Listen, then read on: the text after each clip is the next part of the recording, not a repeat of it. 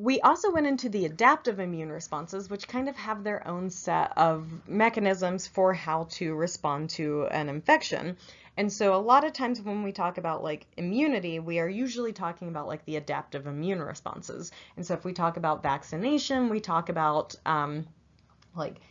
building your immune system, that's ultimately talking about the adaptive immune responses. Although for the most part, your innate immune responses kind of make it so that you don't need to call up the adaptive immune responses unless these other ones have started to fail, specifically the first-line defenses.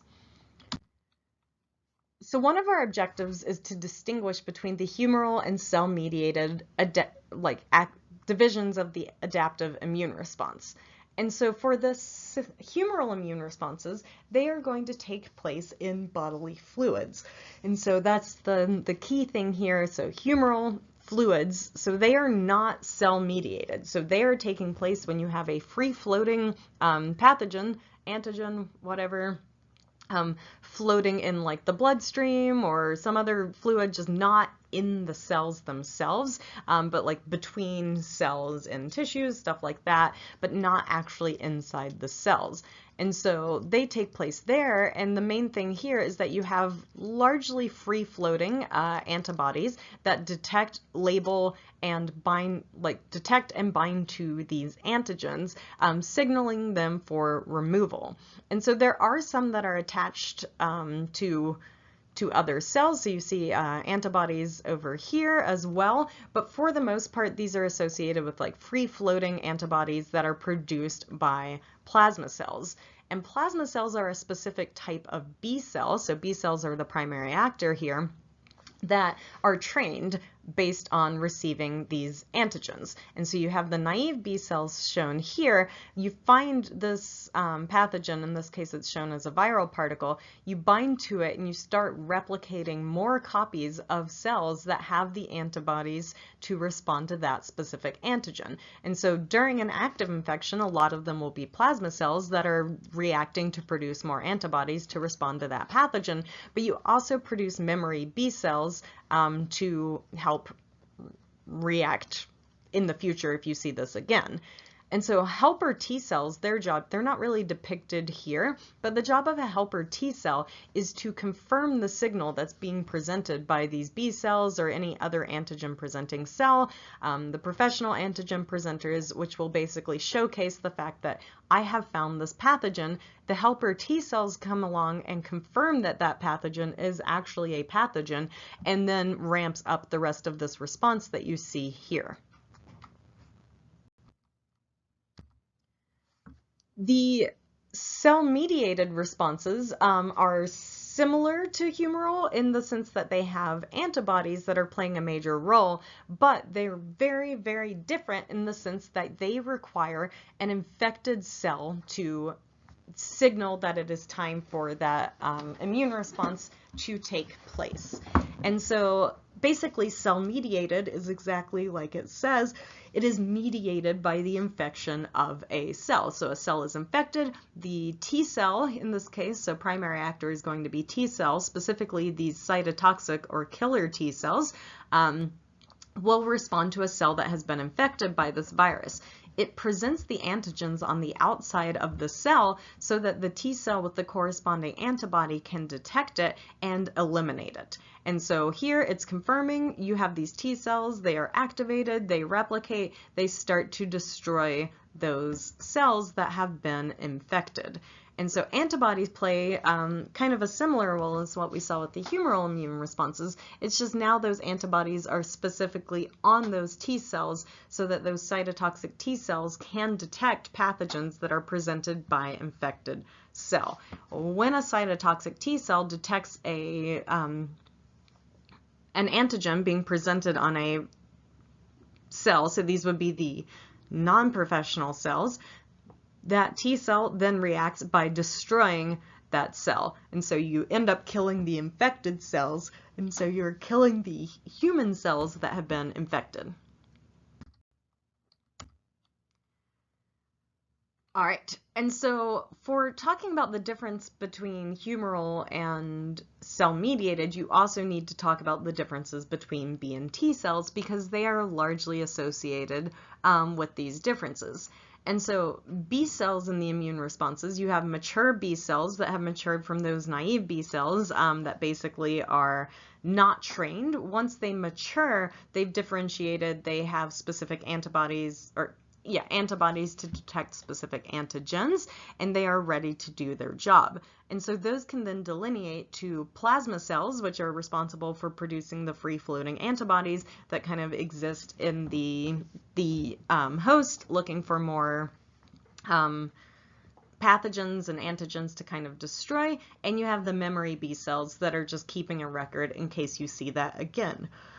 The helper T cells kind of blend between a lot of the different immune responses and help to activate things, which I'll talk about those in just a second. But you also have the cytotoxic T cells, which, as it depicts here, are responsible for attacking invaders that are inside of the cells.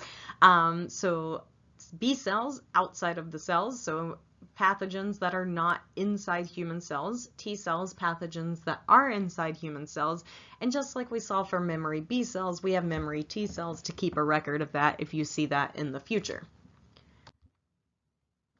So I mentioned that the helper T cells, which are also called CD4 plus cells, kind of help ramp up a lot of things. So they are responsible for releasing cytokines, they help confirm signals from B cells and other antigen presenting cells, and they basically just help to ramp everything up. So T cells play a role, or helper T cells play a role in pretty much all of the immune responses, which is why they are so important. And so this is how HIV works, is that HIV targets the helper T cells.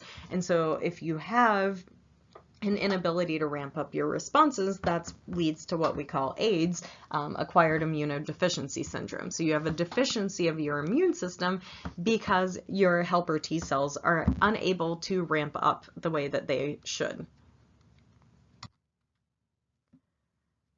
So helper T cells, one of the key things about them that distinguishes them from cytotoxic T cells is that they use what's called a CD4 receptor. And so the CD4 receptor only reads it keeps confusing pathogens and antigens.